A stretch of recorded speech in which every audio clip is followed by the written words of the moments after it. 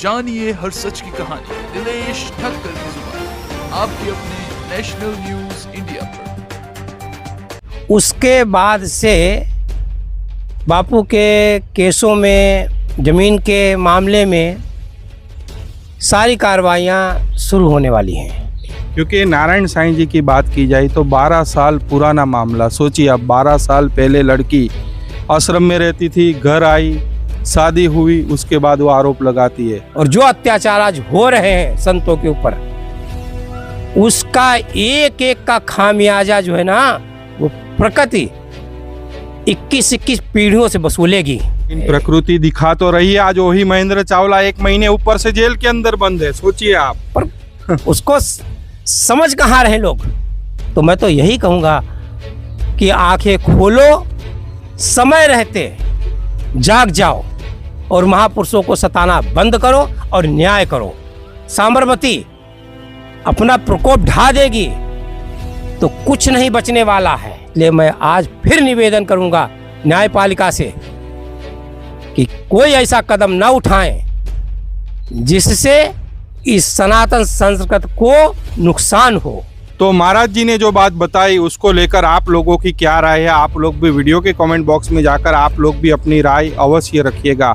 अब बहुत ही जल्द संत आसाराम जी बापू के केस में सुप्रीम कोर्ट में सुनवाई होनी है। साथ साथ में मोटेरा आश्रम अहमदाबाद की जो जमीन का मामला है, जो गुजरात हाई कोर्ट की जो डिवीजन बेंच ने जो फैसला दिया था, उसके खिलाफ जो सुप्रीम कोर्ट में मामला चल रहा है, उस पर भी बहुत जल्द सुनवाई होनी है। आशा और उम्मीद यही है कि माननीय सुप्रीम कोर्ट संत आसाराम जी बापू को मेडिकल ग्राउंड पर अंतरिम जमानत तो देगा ही, साथ साथ में उनको निर्दोष बरी भी करेगा।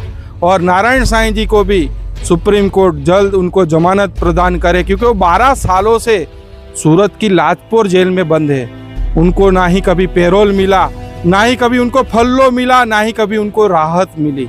तो आशा और अपेक्षा यही करते हैं कोर्ट से कि नारायण साईं जी को भी जल्द राहत दी जाए। तो आप लोग भी वीडियो के कमेंट बॉक्स में जाकर आप लोग भी अपनी राय अवश्य रखिएगा।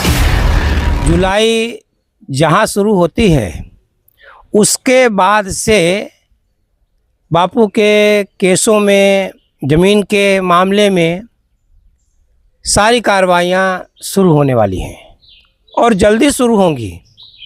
क्योंकि बापू जी के केस में भी वहाँ जो एप्लीकेशन सुप्रीम कोर्ट में लगी है, वो भी तारीख भी मिलेगी और आगे सुनवाई का भी, और बीमारी के लिए भी जो जल्दी से जल्दी बेल मकान, उसके लिए बेल भी मिलेगी और केस भी चालू होगा, उसकी भी उम्मीद है जल्दी तारीख मिलेगी। और इधर नारायण साईं वाला भी जो है, उसमें भी है कि यहाँ पर भी हमको न्याय मिलना चाहिए। सुप्रीम कोर्ट उनको बेल दे 12 सालों से जेल में, मतलब वो भी बेल देना चाहिए। जब रामपाल को मिल सकती है, राम रहीम को मिल सकती है, अन्य बड़े बड़े जो कैदी हैं उनको मिल सकती है। क्योंकि नारायण साईं जी की बात की जाए तो 12 साल पुराना मामला। सोचिए आप, 12 साल पहले लड़की आश्रम में रहती थी, घर आई, शादी हुई, उसके बाद वो आरोप लगाती है और उसके पति के साथ वो नारायण साईं जी के दर्शन करने जाती है। वो फोटो भी मौजूद है। आरोप नहीं लगाती, आरोप लगवाए जाते हैं। यही शासन प्रशासन और देश की राजनीति रह गई है क्या गंदी। मैं तो मतलब इस संबंध में जो भी अगर कहूँ वो कम है। तो क्योंकि संत जो है सदा दूसरों का हित चाहता, अहित नहीं चाहता। अहित करने वालों का भी हित ही चाहता है। परंतु ये याद रखो, संत कभी किसी का अहित नहीं करता है। प्रकृति किसी को छोड़ती नहीं है, ये प्रकृति का नियम है। और जो अत्याचार आज हो रहे हैं संतों के ऊपर, उसका एक एक का खामियाजा जो है ना, वो प्रकृति 21-21 पीढ़ियों से वसूलेगी। जिसकी इन लोगों ने कल्पना भी नहीं कि लोगों ने की होगी, वो होगा। भले ही लोग दिखे, ये धन दौलत, कोठियाँ, गाड़ियाँ सब यहीं की यहीं रह जाएंगी। क्योंकि ऐसे लोग हैं, मानसिक संतुलन इतने बिगड़ जाते हैं, इनकी आखिरी बहुत बुरी होती है।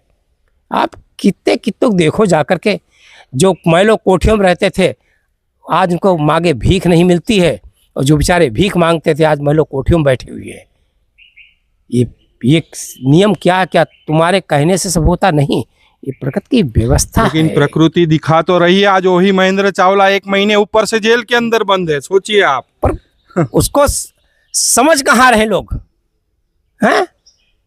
हेलीकॉप्टर दुर्घटना हो जाती है, खत्म हो जाते हैं, पूरा परिवार साफ हो जाते हैं, अब देखने वाला भी कोई नहीं रहता। आगे आगे उनकी मकान, उनकी जमीन, उनकी जायदाद और उनके महल कहाँ चले जाते कि साथ में लेके जाते। छाती पर रख करके मैं ये पूछना चाहता हूँ उन नेताओं से भी। और एक बापू थे जिनका हेलीकॉप्टर दुर्घटना होने के बाद एक भी शख्स नहीं मरा, कि किसी के खरोच तक नहीं आई। ये महापुरुष की महिमा है। और वो राजनीतियों के देख लीजिए, एक सिर्फ बचा था खाली, बाकी सब खत्म हो गया अहमदाबाद के उस दुर्घटना में। और कितने ऐसी दुर्घटनाएं हेलीकॉप्टर जहाजों को हुई हैं जिनमें कोई बचा हो, हमको बताए। हमको ये भी क्या नहीं लोगों को दिखाई देता है क्या? ये तो प्रत्यक्ष प्रमाण है। फिर भी समझ में नहीं आता, महापुरुषों को सताने में लोग पीछे नहीं हटते हैं। तो मैं तो यही कहूँगा कि आंखें खोलो, समय रहते जाग जाओ और महापुरुषों को सताना बंद करो और न्याय करो। चाहे ये जमीन जो है अहमदाबाद वाली जमीन यहाँ की यहीं पड़ी रहेगी। वो तो महाभारत का युद्ध जिस जमीन के लिए हुआ था, आज वो जमीन वहीं पड़ी है, कोई नहीं ले गया। कोई भी नहीं बचा, न पांडवों में बचे न कौरवों में बचे। और वही स्थिति यहाँ भी होने वाली होगी। पर ईगो तक नाम उसका लिया जाता है, भगवान कृष्ण पांडवों को लिया जाता है, कौरवों का नाम जो है अच्छे भाव से नहीं लिया जाता। जब भी उनको उनकी पिक्चर भी बनती, उनको दिखाया भी जाता, तो एक तरफ धर्म एक तरफ धर्म ही दिखाए जाते हैं। और वही यहाँ भी वही होगा। बापू का नाम सदा सदा से याद किया जाएगा, सदा सदा लिया जाएगा। इसलिए वास्तव में हकीकत सच्चाई ये है, यही गंगा नदी अगर साबरमती अपना प्रकोप ढा देगी तो कुछ नहीं बचने वाला है। और इसी साबरमती को सिर्फ बापूजी ने रोका था आगे बढ़ने से, ये भी लोग मालूम होना चाहिए। जब ये बढ़ रही थी बापूजी ने ही इसको लकीर खींच के रोका था कि आगे मत बढ़ना। ये लोगों को नहीं पता होगा, आज भी वो पीछे है, इधर नहीं आई है। तो ये महापुरुषों की लीला महिमा किसी को नहीं दिखाई देती है कि महापुरुष की लीला ऐसी होती है कि उसको प्रकृति भी उसके कार्य में हस्तक्षेप नहीं करती बल्कि सहयोग करती है। इसलिए मैं आज फिर निवेदन करूंगा न्यायपालिका से कि कोई ऐसा कदम न उठाएं जिससे इस सनातन संस्कृति को नुकसान हो। अगर सनातन संस्कृति को नुकसान और नष्ट करने का प्रयास किया जाता है तो ये समझ लीजिए कि तुम सनातन संस्कृति को नष्ट नहीं कर रहे हो, तुम स्वयं को नष्ट कर रहे हो।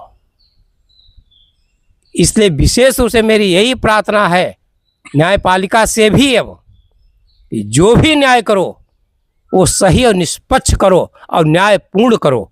अन्यायपूर्ण न्याय जो है वो अन्याय ही होता है, न्याय नहीं होता है। और उसकी परिणाम भी बड़े भयंकर, बड़े गलत होते हैं। जानिए हर सच की कहानी दिनेश ठक्कर की जुबान, आपके अपने नेशनल न्यूज